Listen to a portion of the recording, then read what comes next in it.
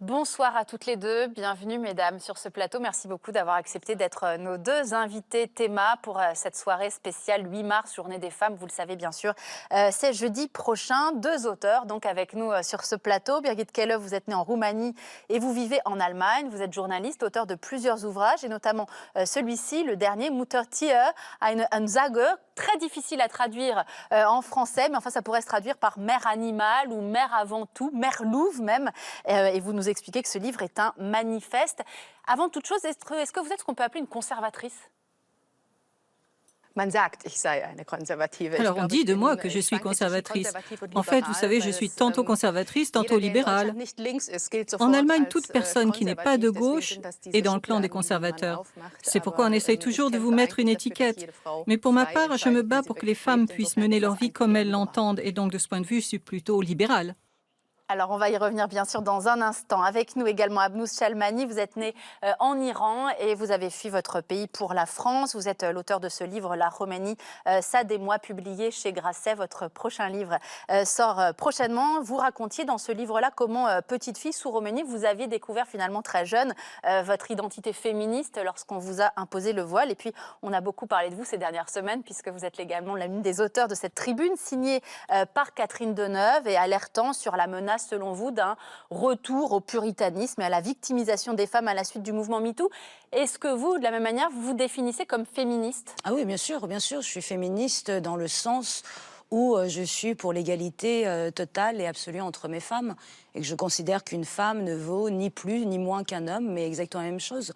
Donc le jour où le féminisme aura gagné, ce sera le jour où nous serons tous des individus avant d'être un sexe. Alors, voyons où se portent vos différences et peut-être aussi vos ressemblances. Birgit Kehle, j'aimerais d'abord parler de votre pays, l'Allemagne. Il y a quelques semaines, dans votre pays, on a beaucoup parlé de l'affaire Hanel. Alors, il s'agit de cette affaire qui a eu lieu en novembre dernier. Une femme médecin, Christina Hanel, a été condamnée à 6 000 € d'amende pour avoir déclaré sur son site web, c'est-à-dire sur le site de son cabinet médical, qu'elle pratiquait l'interruption volontaire de grossesse.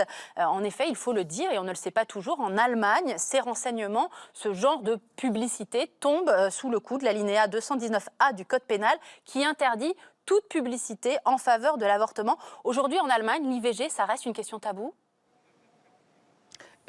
Absolument pas. Ça reste illégal sur le papier quand même. Oui, du point de vue légal, l'avortement est toujours passible de poursuites pénales. C'est pourquoi c'est toujours agaçant d'entendre parler d'un soi-disant droit à l'avortement. Parce qu'en Allemagne, comme dans bien d'autres pays, c'est toujours un délit qui, dans certaines conditions de délai, par exemple, n'est pas poursuivi au pénal.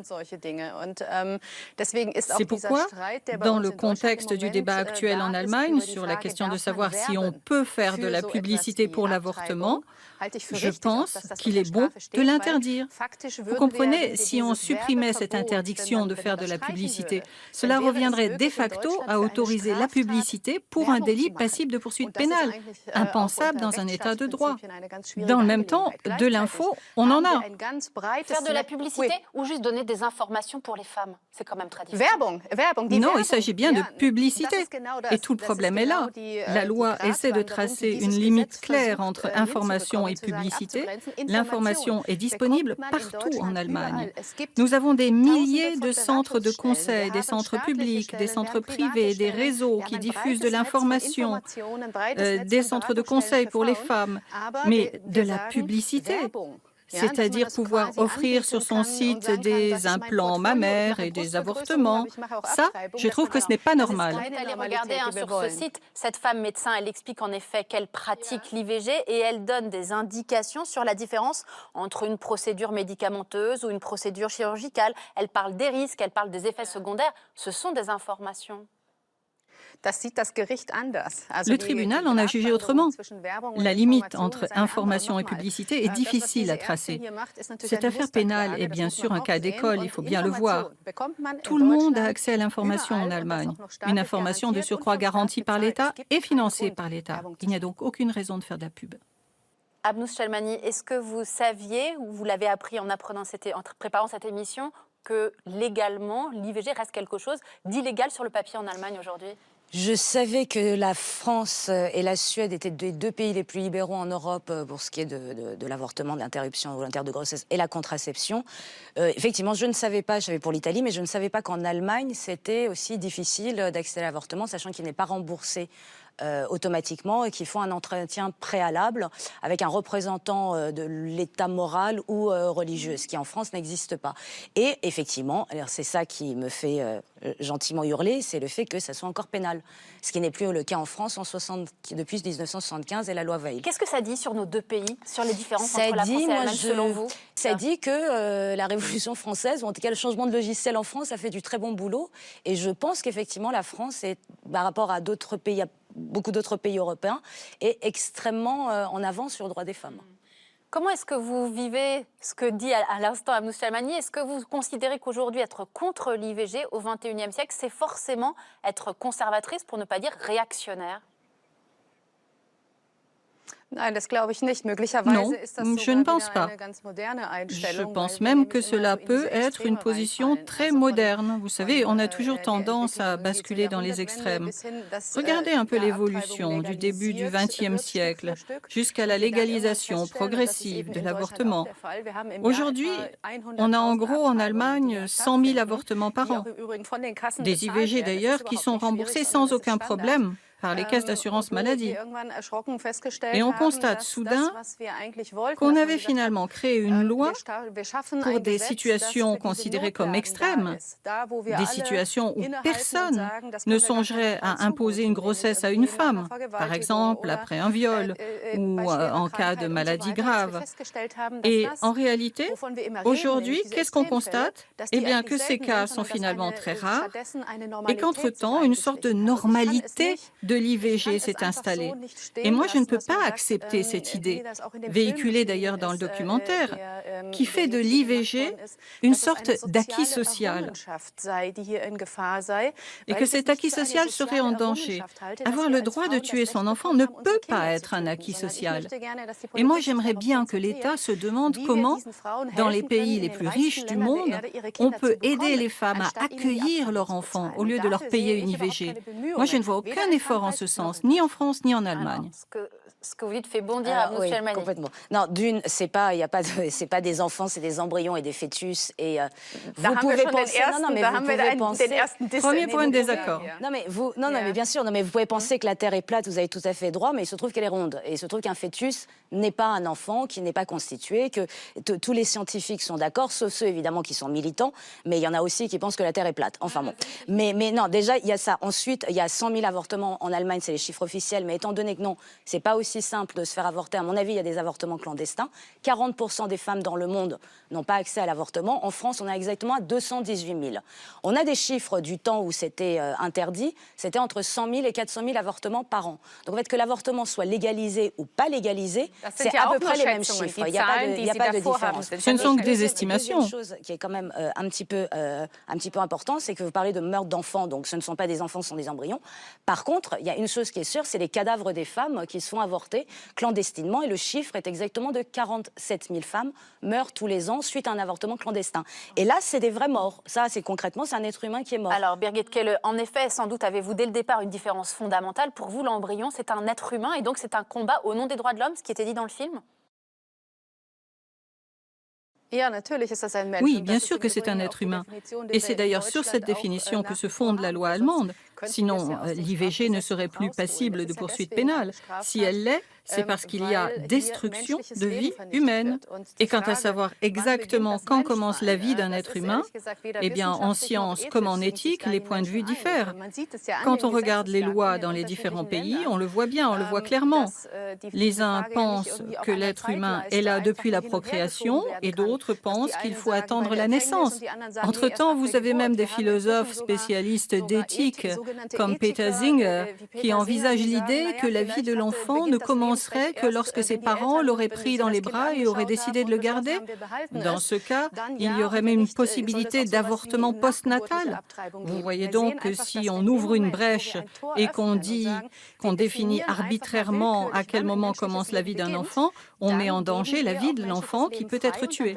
Ça touche donc à des différences éthiques, religieuses. Quelle est la part religieuse dans ce débat-là? Oui, bien sûr. Je crois que la dimension religieuse est importante et que les religions, quelles qu'elles soient, que ce soit la religion chrétienne ou la religion musulmane ou la religion juive, elles considèrent toutes que la vie est donnée à l'homme, et ça dès le début. Donc avec bien sûr une connotation toute particulière pour les chrétiens, mais il faut se souvenir aussi que les lois allemandes ne sont pas fondées sur des dogmes religieux, mais sur un État séculier. Or, l'État dit « la vie commence à la procréation ». Et donc, c'est un crime d'interrompre cette vie. Ce n'est pas possible.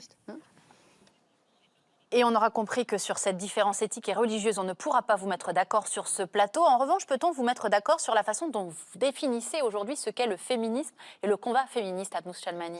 Que je vous définisse le combat féministe, oui, c'est tout ce que je disais en premier, c'est l'obtention de l'égalité totale et le fait que, et certainement pas les églises et les religieux, n'ont de droit sur le corps des femmes. Je veux dire, concrètement, je ne vois pas, je ne comprends, mais vraiment, je ne comprends pas ce que la foi de qui que ce soit a à faire dans mon utérus. C'est quelque chose qui me paraît mais totalement mystérieux. Et c'est là où le féminisme est là pour délimiter ce corps féminin. Ce corps est à moi, puisqu'il est tellement à moi et mon droit est tellement absolu sur ce corps-là qu'il peut aller jusqu'au suicide. Donc, et personne n'empêche le suicide. Il n'y a pas de loi et évidemment, on a le droit de se nuire. Donc, à partir de ce moment-là, c'est évident que le féminisme est un outil pour permettre aux femmes d'avoir le choix dans leur vie et de ne pas être limitées. Et c'est aussi un processus, le féminisme, avec des étapes. Parfois, on va en avant, parfois, on repart c'est le balancier, en arrière. Mais le mouvement MeToo, il marque quelle étape? Il est super important. C'est-à-dire qu'il y a voilà. Alors, là, il y a quelques jours, j'ai lu quelque chose qui m'a beaucoup choquée, c'est que le « mais » est quelque chose de dangereux. Moi, je pense que le « mais », c'est une victoire de l'intelligence et l'esprit critique. Donc, MeToo, c'est un mouvement merveilleux dans le sens où les femmes, non seulement, elles ont toujours parlé, mais là, elles sont entendues et il y aura vraiment des conséquences réelles et c'est extrêmement positif. Mais, je répète, attention au lynchage médiatique, accusation ne veut pas condamnation et on ne jette pas, comme on a fait avec des femmes avant, les hommes en pâture sur des rumeurs. Deuxièmement, attention à la victimisation. Non mais vraiment, attention à la victimisation. C'est que l'idée de la femme fragile qui ne sait pas se débrouiller, c'était comme ça qu'on traitait les femmes. Elles n'avaient pas le droit au sport, aller en bibliothèque, sortir seules dans les rues, s'asseoir dans les cafés, parce qu'elles étaient fragiles. Et troisièmement, attention, et là on ne va pas être d'accord à mon avis, c'est à la censure morale, au fait de retirer des tableaux sous prétexte de nu, de tableaux et la subversion. Ce que j'appelle, moi je pense que le féminisme doit aller avec la subversion. C'est ça qui nous a fait avancer jusqu'à maintenant. Birgit Kelle, comment a été vécu le mouvement MeToo en Allemagne et comment vous l'avez vécu? Vous savez, ce n'est pas vraiment notre premier débat sur le sexisme en Allemagne. Je ne sais pas ce qu'il en est en France, mais en Allemagne, au cours des 3-4 dernières années, nous avons déjà eu plusieurs débats sur ce sujet. En tout cas, cette fois, avec le hashtag MeToo, c'est la première fois qu'on a affaire à un débat d'ampleur mondiale. Et en Allemagne, chaque fois, le déroulement est à peu près le même. C'est-à-dire qu'au bout d'un certain temps, le débat vire à l'hystérie. On part d'un débat plein de bonnes intentions. Non. Ça, c'est votre position. Mais finalement, chaque fois, ça va dégénérer parce que tout le monde finit par s'en mêler. On parle de peccadilles, de détails mineurs. Toutes les femmes veulent se poser en victime et cela dégénère. Et cette dynamique, donc, apparaît. Et il suffit de porter des accusations contre un homme pour le mettre au poteau. Il n'est plus possible de savoir s'il y a eu faute ou non. Et ça commence à devenir vraiment difficile. Ça vire au lynchage médiatique, aussi bien sur Internet que sur les médias classiques. Et je pense qu'en tant qu'homme, si on est accusé à tort, on n'a plus aucune chance de s'en sortir. Et je trouve que c'est quand même problématique. Je pense qu'il faudrait faire attention à ce qu'une campagne bien intentionnée au départ, qui aborde des sujets importants, ne vire pas au lynchage. Moi, vous savez, je suis tout à fait d'accord, par exemple, avec la lettre ouverte de Catherine Deneuve. Je crois que c'est nous, les femmes, qui devons marquer une limite. Et donc, on aura au moins réussi à vous mettre d'accord toutes les deux sur ce terrain-là, à savoir les excès, selon vous, du débat MeToo. Merci beaucoup à toutes les deux d'avoir été ce soir nos invités de Théma. J'en profite pour saluer la naissance de Créatour, le nouveau webmag d'Arte Info, consacré aux droits des femmes et au féminisme, à tous les féminismes et au combat qu'il reste à mener. Une nouvelle aventure pilotée par Rebecca Denauer et Marie Laborie. Dans un instant, la suite de votre soirée Théma spéciale 8 mars, Journée des femmes. Restez avec nous.